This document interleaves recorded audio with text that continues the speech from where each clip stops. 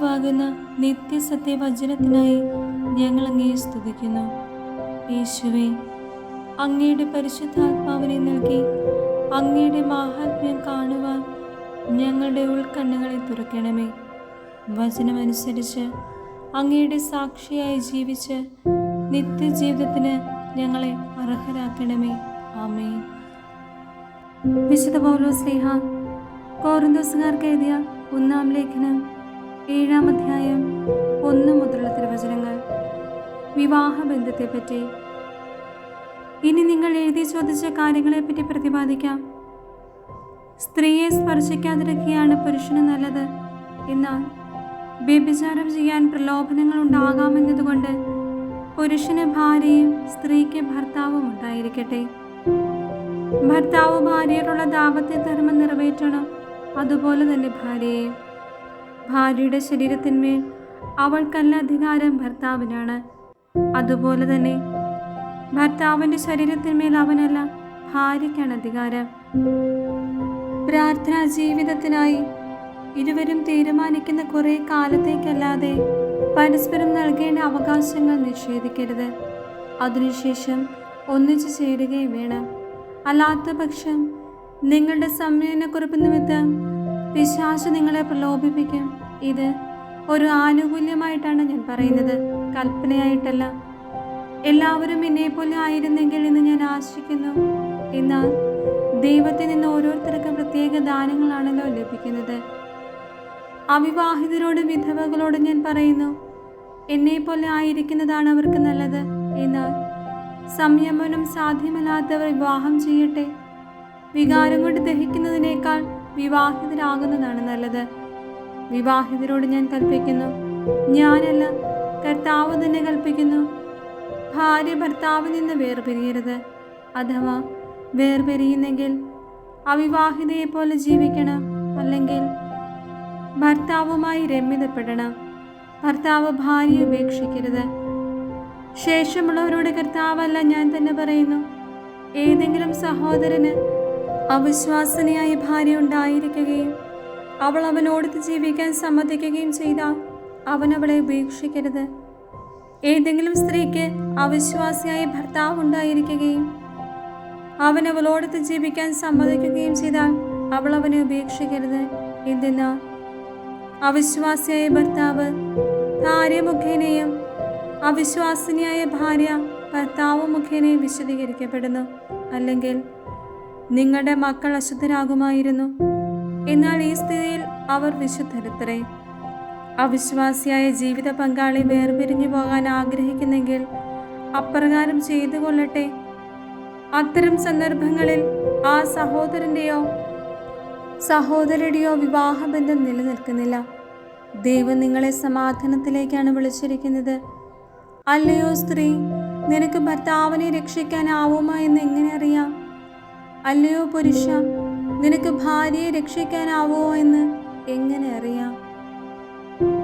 വിളി അനുസരിച്ച് ജീവിക്കുക. ദൈവത്തിൻ്റെ നിയോഗവും വിളിയും അനുസരിച്ച് ഓരോരുത്തരും ജീവിതം നയിക്കട്ടെ. ഇതാണ് എല്ലാ സഭകളോടും ഞാൻ കൽപ്പിക്കുന്നത്. ആരെങ്കിലും ദൈവവിളി സ്വീകരിക്കുമ്പോൾ പരിച്ഛേദനം ചെയ്യപ്പെട്ടിട്ടുണ്ടെങ്കിൽ അതിൻ്റെ അടയാളങ്ങൾ മാറ്റാൻ ശ്രമിക്കേണ്ട. ആരെങ്കിലും വിളി സ്വീകരിക്കുമ്പോൾ പരിച്ഛേദനം ചെയ്യപ്പെട്ടിട്ടില്ലെങ്കിൽ പിന്നെ പരിച്ഛേദനം ചെയ്യേണ്ടതില്ല. പരിച്ഛേദിതനോ അപരിച്ഛേദിതനോ എന്ന് നോക്കേണ്ട. ദൈവകൽപ്പനകൾ പാലിക്കുക എന്നതാണ് സർവപ്രധാനം. വിളിക്കപ്പെട്ടപ്പോഴുള്ള അവസ്ഥയെ തന്നെ ഓരോരുത്തരും തുടർന്നു കൊള്ളട്ടെ. ദൈവം നിന്നെ വിളിച്ചപ്പോൾ നീ അടിമയായിരുന്നുവോ? സാരമില്ല. സ്വതന്ത്രനാകാൻ സാധ്യതയുണ്ടെങ്കിൽ അത് പ്രയോജനപ്പെടുത്തിക്കൊള്ളുക.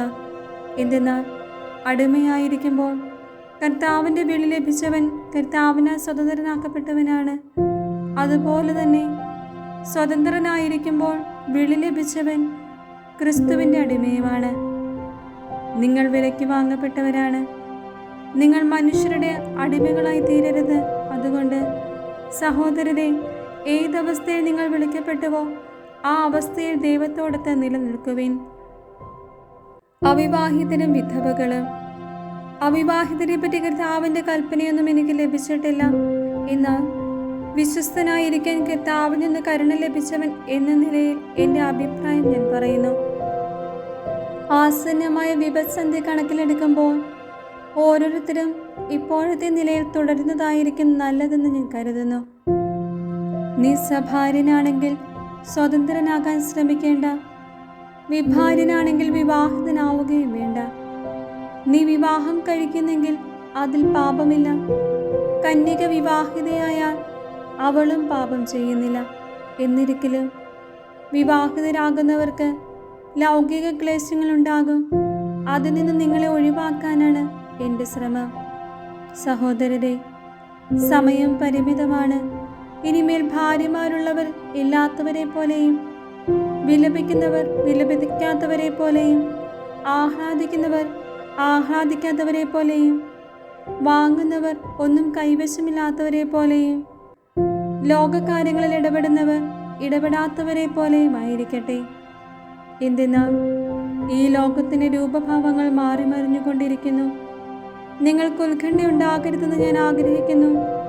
അവിവാഹിതൻ കർത്താവിനെ എങ്ങനെ സംപ്രദനാക്കാമെന്ന് ചിന്തിച്ച് കർത്താവിൻ്റെ കാര്യങ്ങളിൽ തൽപരനാകുന്നു. വിവാഹിതൻ സ്വഭാര്യയെ എങ്ങനെ പ്രീതിപ്പെടുത്താമെന്ന് ചിന്തിച്ച് ലൗകിക കാര്യങ്ങളിൽ തൽപരനാകുന്നു. അവൻ്റെ താല്പര്യങ്ങൾ വിഭജിക്കപ്പെട്ടിരിക്കുന്നു. അവിവാഹിതയായ സ്ത്രീയും കന്യകയും ആത്മാവിലും ശരീരത്തിലും വിശുദ്ധി പാലിക്കാനായി കർത്താവിൻ്റെ കാര്യങ്ങളിൽ തൽപരരാണ്.